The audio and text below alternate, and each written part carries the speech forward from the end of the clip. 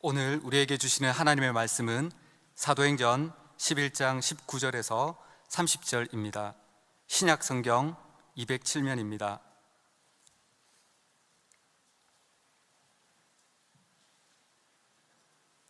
봉독하겠습니다. 그때에 스데반의 일로 일어난 환란으로 말미암아 흩어진 자들이 베니게와 구브로와 안디옥까지 이르러 유대인에게만 말씀을 전하는데, 그 중에 구브로와 구레네 몇 사람이 안디옥에 이르러 헬라인에게도 말하여 주 예수를 전파하니, 주의 손이 그들과 함께 하심에 수많은 사람들이 믿고 주께 돌아오더라. 예루살렘 교회가 이 사람들의 소문을 듣고 바나바를 안디옥까지 보내니, 그가 이르러 하나님의 은혜를 보고 기뻐하여 모든 사람에게 굳건한 마음으로 주와 함께 머물러 있으라 권하니, 바나바는 착한 사람이요 성령과 믿음이 충만한 사람이라. 이에 큰 무리가 주께 더하여지더라. 바나바가 사울을 찾으러 다소에 가서 만나매 안디옥에 데리고 와서 둘이 교회에 1년간 모여 있어 큰 무리를 가르쳤고, 제자들이 안디옥에서 비로소 그리스도인이라 일컬음을 받게 되었더라. 그때에 선지자들이 예루살렘에서 안디옥에 이르니, 그 중에 아가보라 하는 한 사람이 일어나 성령으로 말하되 천하에 큰 흉년이 들리라 하더니, 글라우디오 때에 그렇게 되니라. 제자들이 각각 그 힘대로 유대에 사는 형제들에게 부조를 보내기로 작정하고 이를 실행하여 바나바와 사울의 손으로 장로들에게 보내니라. 아멘.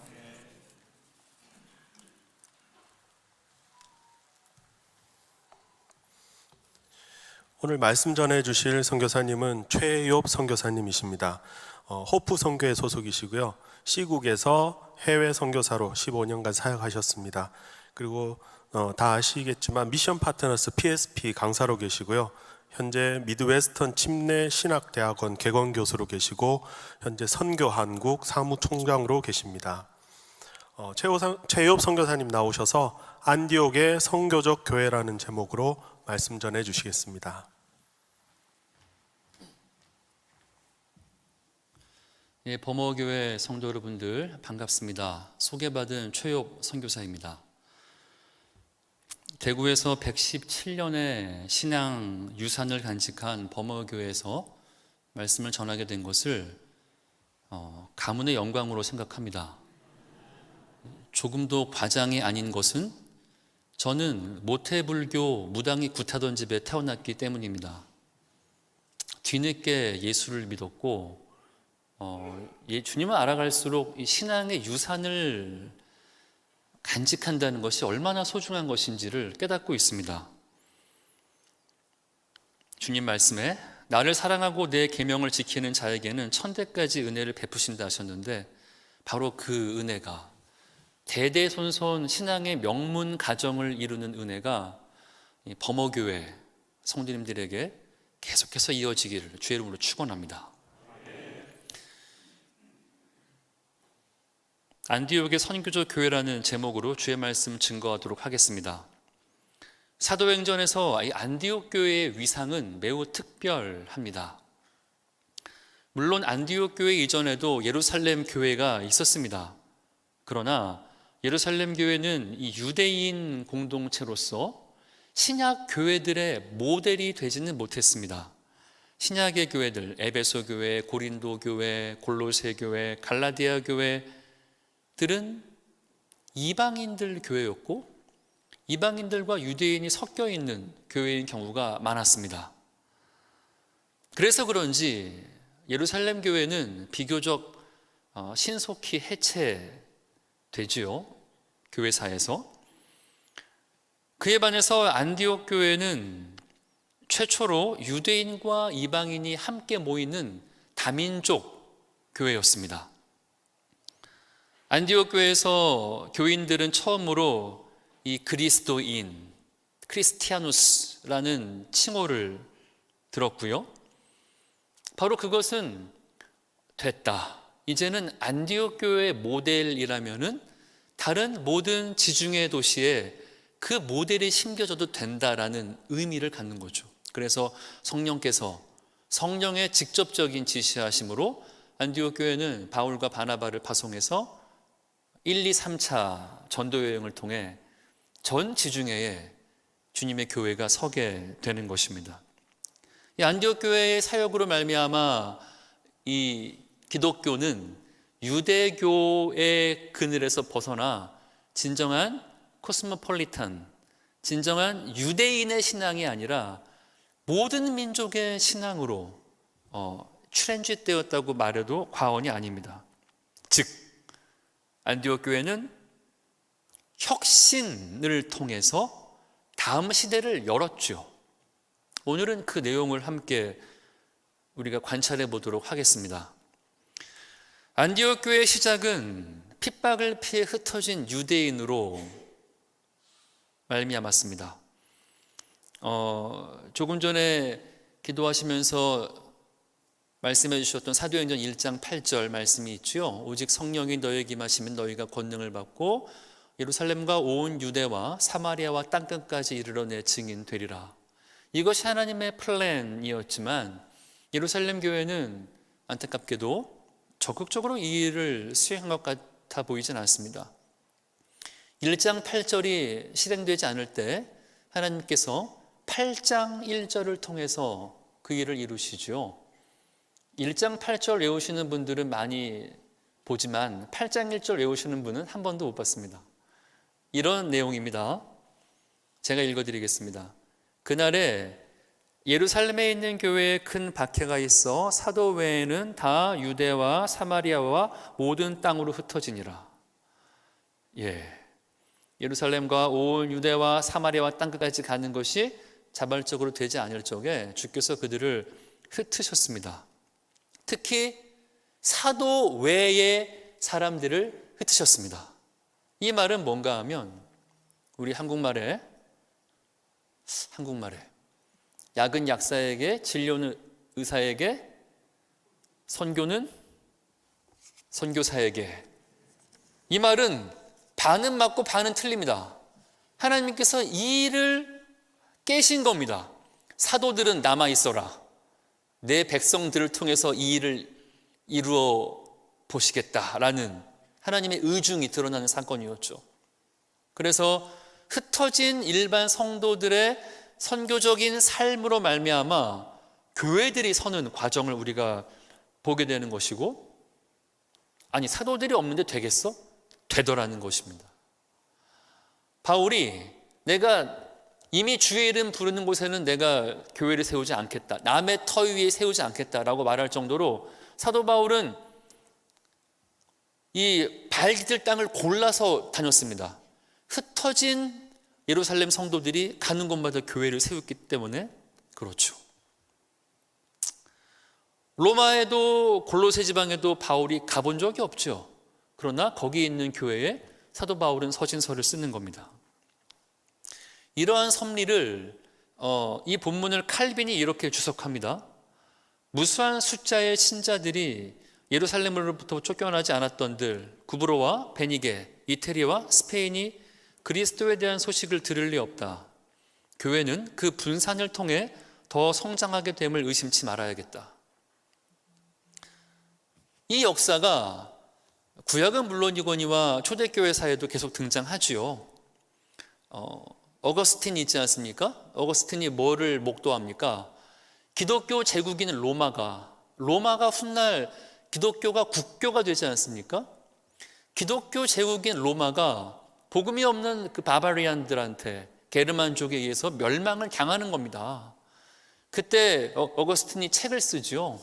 방대한 분량의 책인데 제목이 City of God, 하나님의 도성이라는 책입니다. 방대한 분량을 제가 두 줄로 줄여드리겠습니다. 이렇게 말합니다. 하나님께서는 눈에 보이는 하나님의 도성을 흩으심으로 보이지 아니하는 하나님의 도성을 확장하신다 라고 기록하죠. 그 통찰이 어디서 왔겠습니까?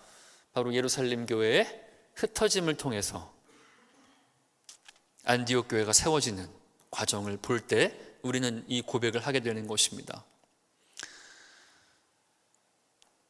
그렇다고 해서 처음 흩어진 유대인들이 그들의 민족주의적인 선입관을 쉽게 넘은 것은 아니었습니다. 19절을 보시면 박해를 피해 흩어진 교인들은 베니게, 구브로, 안디옥까지 흩어져서 유대인들이 유대인들에게만 복음을 증거했습니다. 유대인들은 우리가 알고 있는 바처럼 이방인들을, 특별히 헬라인들을 향한 매우 심한 증오감을 가지고 있었죠.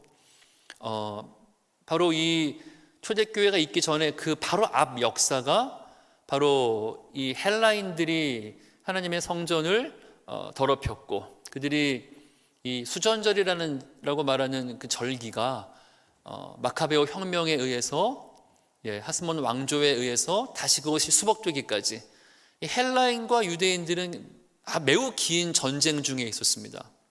그래서 이런 랍비의 문답이 있습니다. 이 어린 아이들이 13살이 되면 이제 회당에 가서 랍비와 문답을 하는데, 그 내용은 이렇습니다. 학생이 묻지요. 혈통적 아브라함의 자손인 우리들, 할례받고 율법 지키는 우리들만 하나님 백성이 맞습니까? 랍비가 말합니다. 그렇다.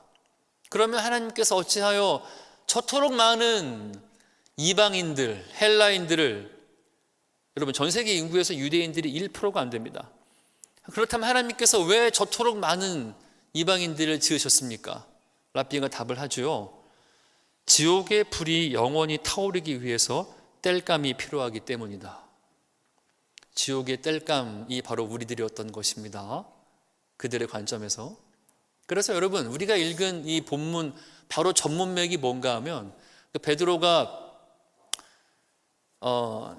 피장 시몬의 집에서 기도할 때에 하나님께서 이 보자기를 내려보내지 않습니까?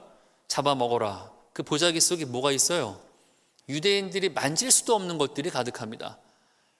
베드로가 항변하죠. 제가 지금까지 속된 것을 먹어본 적이 없습니다. 내가 거룩하게 한 것을 네가 속되다 하지 말아라. 이게 3번 하나님과 씨름하는데 베드로가 끝까지 거부하지 않습니까? 베드로가 본 보자기 속에 들어있는 속된 것, 더러운 짐승이 뭘까요? 바로 이방인입니다. 우리말로 하자면 우리가 수용하기 어려운 사람들입니다. 한번 여러분 가정해 볼까요? 범어교회가 주님을 예배하고 있는데 지금 하늘에서 보자기가 내려오는데 그 안에, 죄송합니다, 소주, 맥주, 담배, 마약, 그런 것들이 가득하다고 생각해 보십시오. 주님의 음성에 마셔라, 피워라. 여러분 어떻게 반응하시겠습니까? 얼른 하시겠습니까? 어렵겠죠. 선교적 교회는 복음의 본질을 가지고 자기가 품기 어려운, 자기와 함께하기 힘든 사람들을 환대하고 품어내는 것으로 시작됩니다. 20절을 보시면 20절, 21절을 한번 보시겠습니다. 제가 읽겠습니다. 그중 구브로와 구레네 출신 유대인이 헬라인들에게 복음을 전하자 21절에 주의 손이 그들과 함께 하심에 수많은 사람들이 믿고 주께 돌아오더라. 많은 유대인들은 유대인들에게만 복음을 전했지만 몇몇 쉽게 말하면 교포 출신들이죠. 몇몇 교포 출신 유대인들이 이방인들, 헬라인들에게 복음을 전했을 때 본문의 기록이 매우 독특합니다. 주의 손이 그들과 함께 하심에 수많은 사람들이 믿고 주께 돌아오더라. 세상 말로 대박, 잭팟이 터진 겁니다. 그래서 기록을 주의 손이 함께 하셨다라는 말밖에는, 의인법과 환류법을 활용할 수밖에 없는, 이렇게 많은 이방인들이 돌아올 줄이야 라는 일이 생긴 겁니다. 여러분, 하나님의 손은, 하나님의 전능하신 손은 항상 복음에서 소외된 자들 위에 함께 하십니다. 주의 교회가 그 일을 감당할 적에 주의 교회는 바로 그 영광스러운 주의 손을 경험하게 되는 것이지요. 이 안디옥 교회 현상은 매우 파격적인 일이었습니다. 구약도 모르고 할례도 안 받은 그들이 하나님을 믿다니 예루살렘 교회는 진상 규명을 해야 했습니다. 예루살렘 교회가 22절에 그 진상 규명을 위해 파송한 사람이 바로 이 바나바인데, 바나바가 누굽니까? 바나바는 그가 날 때부터 이방인 지역, 헬라인 지역에 태어나서, 그렇죠? 그가 구브로 출신 교포 유대인 바나바를 보냈던 것입니다. 23절 24절에 보면 그가 이르러 하나님의 은혜를 보고 기뻐했다라고 말합니다. 24절에 바나바는 착한 사람이요 성령과 믿음이 충만한 사람이었다. 이에 큰 무리가 죽게 더하여지더라 라고 기록합니다. 여러분, 만약에 히브리파 골수 유대인이 진상을 조사하려 갔다면 진상을 부렸을 가능성이 큽니다. 한번 상상해 보십시오. 11시 대예배가 없어? 묵도로 시작하지 않아? 기도송도 없네? 성가대도 없어? 등등등. 이미 2000년간 하나님을 신앙해 온 유대인들이 보기에는 안식일이 있었겠습니까? 5대 제사와 7대 절기가 있었겠습니까? 전혀 근본 없는 무리들로 보였을 것입니다. 그런데 바나바는 무엇을 보았습니까? 영어 성경을 보면은 은혜의 증거를 보았다라고 말합니다. 바나바가 집중한 건 뭔가? 바나바는 율법의 교사로 그들 가운데 섰던 것이 아니라 복음의 본질이 변화시키는 그 은혜의 증거를 본 것입니다. 거기에 집중한 것입니다. 그리고 모든 사람들에게 하나님의 은혜에 굳건히 머물러 있으라 라고 권면했습니다. 바나바는 여기서 그치지 않았습니다. 안디옥 교회 교인들이 비록 은혜로 구원받았지만 그 구원의 증거가 확실했지만, 여러분, 선교가 무엇입니까? 선교는 마태복음 28장에 이렇게 말하죠. 하늘과 땅의 모든 권세를 나에게 주셨으니 그러므로 너희는 가서 모든 족속으로 제자를 삼아야 한다. 제자 삼는 것이 선교인데, 제자 삼는 것은 두 가지로 구성되어 있습니다. 하나는 아버지와 아들과 성령의 이름으로 세례를 주는 것, 영적인 변화죠. 구원받는 변화고, 또 하나는 무엇입니까? 내가 너에게 분부한 모든 것을 가르쳐 지키게 하라. 삶의 변화입니다. 선교는 이 생명의 변화, 영적인 변화와 생명의 변화와 삶의 변화로 구성됩니다. 안디옥 교회 교인들은 복음을 통해서 구원받은 생명의 변화는 보였습니다. 이젠 필요한 건 무엇일까요? 바로 삶의 변화, 내가 너에게 분부한 모든 것을 가르쳐 지키게 하는 일이 필요했는데, 여기에 대한 적임자를 바나바가 불러옵니다. 그가 누구입니까? 바로 사울, 우리가 알고 있는 바울이지요. 그러나 여러분, 이 바울이 안디옥 교회 교인으로 받아들여지기에는 쉽지만은 않았습니다. 왜 그럴까요? 안디옥 교회의 개척 멤버가 누구라 그랬죠? 스데반의 박해를 피해 도망온 사람들입니다. 스데반 죽인 사람이 누굽니까? 바울이지요. 여러분, 안디옥 교회는 그 당시 대부분의 이 예루살렘 교회를 통해 개척된 초대교회들은 사울의 핍박을 피해서 고향을 등지고 나온 종교 난민들이었습니다.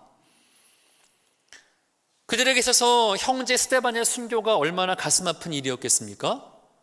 그들은 정든 고향이었던 예루살렘을 떠나서 삶의 터전과 직업을 버리고 자녀들의 교육을 포기하고 이방 나라였던 시리아로 가서 시리아의 수도 안디옥에 지금 가 있는 겁니다. 이건 쉬운 일이 아닙니다. 우리가 충분히 상상할 수 있습니다. 안디옥 교회의 주보에 뭐라고 나왔을까요? 순교당한 스데반의 가족을 위해서 기도합시다. 그리고 우리가 비록 예루살렘을 떠났지만 이방에서 주의 은혜로 잘 정착할 수 있도록 기도합시다. 이런 제목들이 있었겠죠. 그 모든 원흉은 바울입니다. 근데 여러분, 어느 날 주일 예배 후에 바나바가 광고를 하는 겁니다. 오늘부터 우리 안디옥 교회에서 목회하실 분을 제가 소개합니다 라고 그분이 올라오시는데 누구죠? 예, 자기들을 핍박했던 사울이죠. 올라오는 겁니다. 그때 그 원흉을 대하는 안디옥 교회 교인들의 마음이 편했겠습니까? 바꾸어 말해서 바울에게는 쉬웠겠습니까? 안디옥 교회는 바울에게 분명 어려운 사역지입니다. 왜 그런가 하면 그 안디옥 교인들은 바울이 위협과 살기 등등했던 자신의 흑역사를 누구보다 잘 알고 있는 사람들입니다. 상상해 보십시오.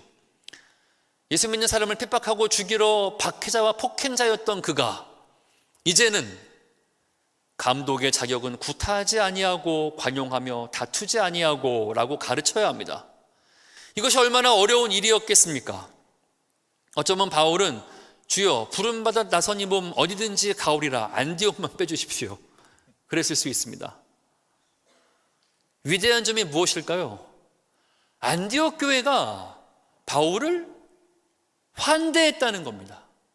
모든 선입관을 버리고 함께하기 가장 어려운 스데반을 죽인, 우리로 하여금 난민되게 만들었던 그 바울을 목회자로 수용해서 그의 가르침을 통해 1년 만에 그리스도인이라는 칭호를 들은 것입니다. 안디옥 교회는 진심으로 선입관을 버리고 바울의 가르침을 따랐습니다. 26절에 바나바와 사울이 그 둘이 교회에 1년간 모여있어 큰 무리를 가르쳤고 제자들이 안디옥에서 비로소 그리스도인이라 일컬음을 받게 되었더라. 여러분, 이것은 매우 중요한 사건입니다. 바로 이때부터 초대교회의 그리스도인 됨의 역사가 시작되는 것입니다. 예루살렘 교회는 그리스도인이라는 칭호를 얻지 못했습니다. 왜 그랬을까요? 여러분, 이름을 지어준다는 것은 외부인의 관점에서 뭔가 다름을 발견했을 때 이름을 지어주는 것입니다. 예루살렘 교회는 외부인이 봤을 적에 그들은 유대인의 한 분파였습니다. 그들은 유대인들끼리 모여 있었고 성전에 갔고 구약 성경을 읽었고 여호와 하나님을 예배했습니다. 그리고 그때까지만 해도 아직 짐승 제사가 이 제단에 드리는 제사가 존재했을 때였습니다. 그래서 예루살렘 교회의 호칭은 나사렛 이단들이었죠. 수많은 유대교의 한 분파로 보였습니다. 그러나 안디옥에서 어떤 일이 생겼습니까? 외부인들이 봤을 적에 그들은 혼란을 느꼈습니다. 그들 역시 구약을 읽고 하나님을 섬기는데 전혀 다른 하나가 존재했으니 그것은 뭔가 하면 다민족이 섞여 있다는 것입니다. 여러분, 안디옥 교회는 그 당시에 인구를 40만까지 보는데요, 안디옥의 면적 가운데 40만 인구는 뭔가 하면 인구 밀도가 굉장히 높습니다. 서울의 3배라고 우리가 학자들의 고증을 따르면 서울시의 인구 밀도의 3배라고 말할 수 있는데요, 이 당시 안디옥에 살았던 유대인들이 원래부터 안디옥에 살았던 유대인들이, 그러니까 유대교를 믿는 유대인들이 10명 중에 한두 명이었다고 보고 있습니다. 즉 안디옥 사람들은 알고 있어요.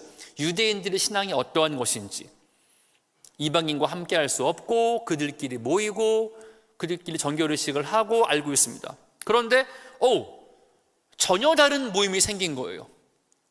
함께 할 수 없는 사람들이 함께 모여서 있는데 어떻게 저들이 함께 할 수 있지? 그 원인이 바로 그리스도였다는 것입니다. 그래서 외부인들은 그들의 이름을 그리스도인이라고 칭하였습니다. 어떤 사람들이 모였는 줄 아십니까? 제가 13장 1절을 통해 제가 한번 읽어드리겠습니다. 안디옥 교회의 리더십을 소개하는 본문입니다. 13장 1절에 이렇게 말합니다. 안디옥 교회에 선지자들과 교사들이 있으니 곧 바나바와 니게르라 하는 시므온과 구레네 사람 루기오와 본봉왕 헤롯의 젖동생 마나엔과 및 사울이라. 여러분, 이 멤버들을 한번 잘 생각해 보십시오. 바나바 바나발은 그가 구브로 출신 유대인 교포 출신입니다. 시몬, 니게르, 니그로, 흑인이란 뜻이죠. 시몬은 흑인이에요. 루기오는 구레네 사람인데 구레네는 오늘날 리비아죠. 북아프리카 리비아 사람이었어요. 그리고 사울, 예수 믿는 사람을 박해하고 핍박했던 사람이었고, 마나엔, 누굽니까? 헤롯 대왕의 아들 안티파스의 젖동생, 최측근이었습니다. 이것은 여러분 매우 신기한 조합이었습니다. 주위 사람들이 보기에 어떻게 저들이 함께 있지? 이방인과 흑인과 아프리카인과 저 그리스도인을 가장 핍박했던 원수 사울과 그 주님을 가장 또 박해했던 헤롯 안티파스의 최측근이 함께 모여있는 그 모습을, 그들이 리더입니다. 그 리더십을 보고 주위 사람들은 오직 그리스도로 말미암아 저들이 함께할 수 있다는 것을 주위 사람들이 고백했던 것이죠. 여러분, 이것은 바로 에베소서가 말하는 우주적 교회론인 것을 기억할 필요가 있습니다. 에베소서의 비전이 무엇입니까? 에베소서가 말하는 교회의 비전은 만물이 그리스도 안에서 통일되고 그리스도가 만물 위에 계셔서 교회의 머리가 되시는데, 교회는 그 만물을 충만케 하는 자의 충만이라고 말합니다. 그 가시적인 실현은 바로, 따라 하시겠습니까? 다민족 교회. 다민족 교회입니다. 에베소서 2장을 제가 좀 읽어드리겠습니다. 그러므로 생각하라. 너희 이방인들입니다. 너희는 그때 육체로는 이방인이요 할례받지 않은 무리라 칭함받은 자들이라. 그때 너희는 그리스도 밖에 있었고 이스라엘 나라 밖의 사람이라. 약속의 언약들에 대해서는 외인이요 세상에 소망이 없고 하나님도 없는 자이더니 이제는 멀리 있던 너희가 그리스도 예수 안에서 그리스도의 피로 가까워졌느니라. 그는 우리의 화평이신지라. 둘로 하나를 만드사 원수된 것 곧 중간에 막힌 담을 자기 육체로 허시고, 이 둘로, 즉 유대인과 이방인이 이 둘로 자기 안에서 함께할 수 없는 두 존재가 자기 안에서 한 새 사람이 되게 하셨으니, 십자가로 이 둘을 한 몸으로 하나님과 화목하게 하려 하심이라. 너희는 사도들과 선지자들의 터 위에 세우심을 입은 자라. 그리스도 예수께서 친히 모퉁이 돌이 되셨느니라. 그 안에서 너희가 하나님의 거하실 처소가 되기 위해서 함께 지어져 가느니라. 신약교회의 비전은 무엇일까요? 함께할 수 없는 원수된 사람들이 그리스도 안에서 한 one new man, 한 새 사람이 되는 것입니다. 주님 말씀하셨죠. 너희가 서로 사랑할 때 이로써 모든 사람들이 너희가 내 제자인 줄 알리라. 가장 강력한 선교 메시지가 무엇인 줄 압니까? 서로 사랑하는, 환대하는 공동체입니다.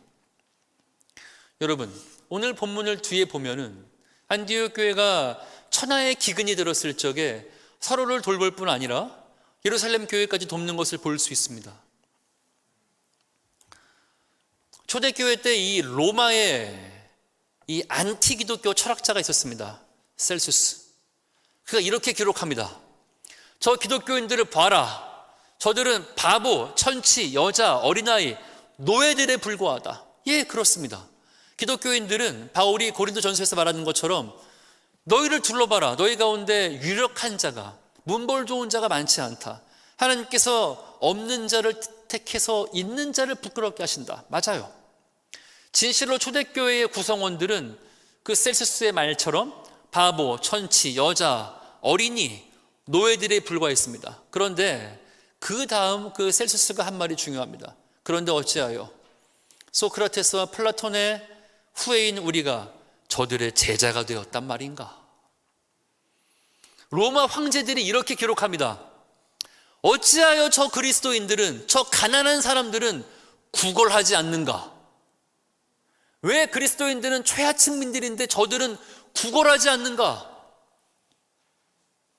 그 다음 한 말이 중요합니다. 어찌하여 우리 이 로마인들은 구걸한단 말인가? 그 환대의 공동체였던 것이죠. 손대접. 기독교인들은 비록 가난했지만 로마 역사가 기록합니다. 흑사병이 쓸고 지나가고 어려움이 있을 때마다 기독교인 공동체는 망하지 않는 겁니다. 구걸도 안 합니다. 그들이 서로를 돌보는, 예수님의 가르침을 따라 서로 사랑하는 공동체를 만들었을 때, 비록 이 그리코 로맨, 그리스 로마는 헬라 철학과 로마의 군사력과 정치력이 강성했지만 그들은 속빈 강정에 불과했음을 온 천하에 공개한 것입니다. 로마인들이 고백했죠. 답은 저들에게 있다. 우리의 군사력, 헬라 철학이 무슨 소용이란 말인가? 대한 공동체가 되었던 것입니다. 말씀을 맺으며 세 가지로 한번 적용해 보도록 하겠습니다. 첫 번째는, 여러분, 우리는 예수 그리스도 안에서 한 세 사람이 되어야 합니다. 한 세 사람. 안디옥 교회는 인간적으로 함께하기 어려운 사람들이 예수님을 모퉁이 돌 삼아서 함께 성전으로 지어졌습니다. 제가 15년 만에 한국에 돌아왔습니다. 작년 하반기 때 한국에 돌아와서 제가 느끼는 당혹스러움이 있습니다. 그것은 한국 사회가 지독하게 양극화되어 있다는 것입니다. 그런데 안타까운 것은 교회 안에서조차도 정치 고백이 신앙 고백보다 우선하는 모습을 볼 때가 있습니다. 사랑하는 성도 여러분, 예수님의 제자 12명 가운데 누가 있었습니까? 세리 마태가 있었습니다. 그리고 열심당 시몬이 함께 했습니다. 세리 마태는 누굽니까? 우리말로 하자면은 그는 친일파죠. 친일파. 제국주의의 로마 편에 붙어서 자기 민족을 압제함으로 이익을 취했던, 기득권을 탐했던 사람입니다. 열심당 시몬은 누구죠? 그런 사람을 죽이는 사람이죠. 늘 칼을 품고 다녔던 사람들인데, 쉬운 말로 하자면 예수님 12제자 가운데 누가 있습니까? 이완용과 안중근이 함께하는 겁니다. 여러분, 저는 상상해 봅니다. 어떻게 이 둘이 함께할 수 있죠? 하나님 나라의 복음 때문입니다. 하나님 나라의 복음 안에서 세리마태는 돈을 버렸고 열심당 시몬은 칼을 버린 것입니다. 하나님 나라의 복음은 나와 다른 사람들을 얼마든지 수용하고 품을 수 있는 개방성을 가지고 있는 것입니다.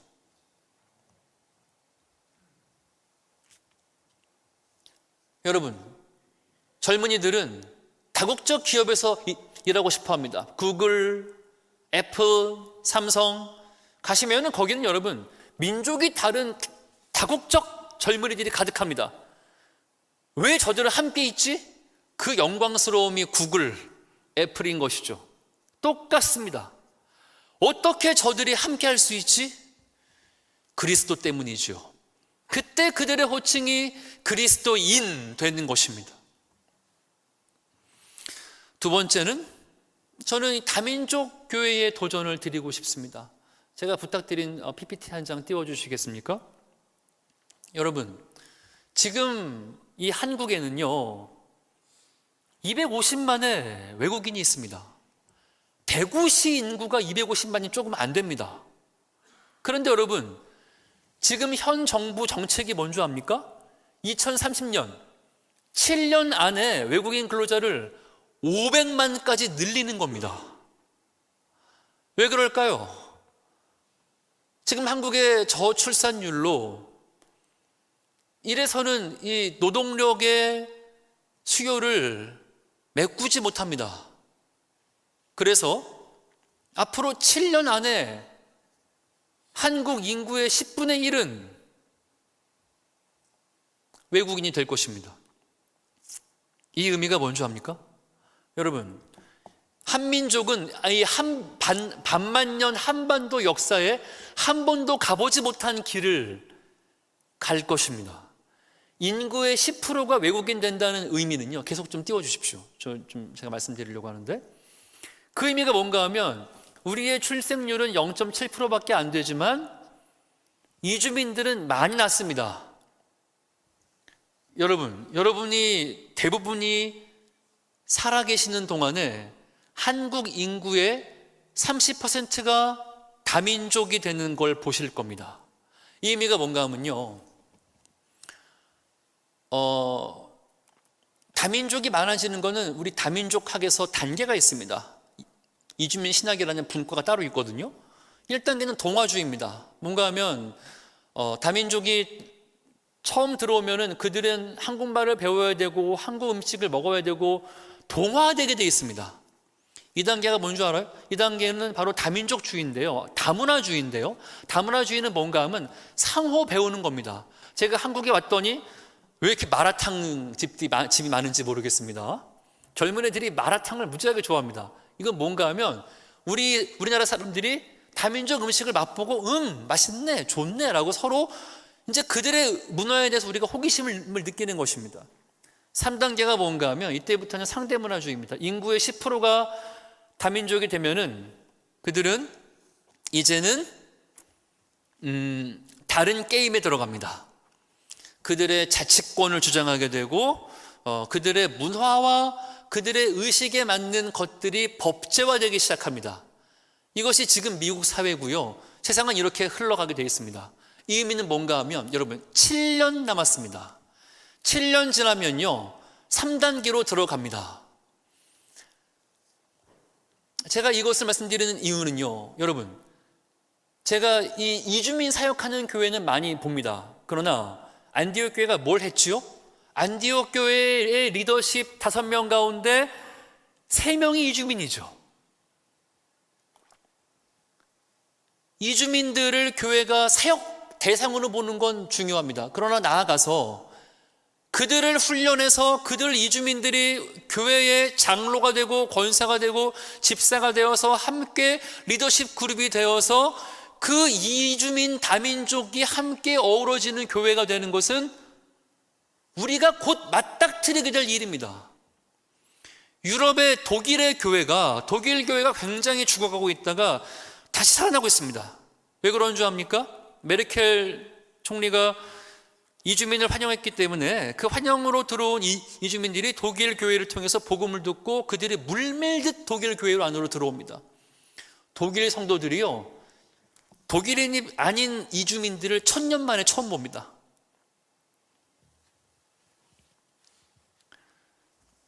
제가 졸업한 초등학교에 한 반에 1명 빼놓고 다 다문화 가정입니다. 저 서울 출생입니다. 안디옥의 선교적 교회는요, 이 장벽을 넘어서 미래를 연 겁니다. 이주민들을 그리스도인으로 호칭을 받게 해서 그 리더십이 함께 세워짐으로 그 다음 시대를 연 것이죠. 세 번째 적용을 드리자면은 우리는 이 모든 것을 가능하게 하는 것은 뭔가 하면요, 복음의 심화성과 선교적 개방성입니다. 여러분 기억하십시오. 바나바가 안디옥 교회에 가서 유대의 율법으로 그들을 제단하지 않았습니다. 바나바는 복음을 통해서 나온 하나님의 은혜의 증거에 집중했습니다. 바나바의 개방성과 이 바울의 심화성, 복음의 심화성과 이 복음의 개방성을 가진 교회가 안디옥 교회였지요. 말씀 맺겠습니다. 한국 교회사의 이 거목인 범어교회가 고목이 되지 않기 위해서 늘 시냇가에 심은 푸르른 나무가 되어서 시절을 쫓아 열매를 맺어 주님께 영광 돌리기를 축원합니다. 그것을 위해서 이 아름다운 교회가 복음의 심화성과 선교적 개방성을 가지고 그리스도 안에서 나와 다른 사람, 나와 다른 민족을 끌어안고 함께 성전으로 세워지는 환대의 공동체, 선교적 교회가 되기를 주의 이름으로 축원합니다.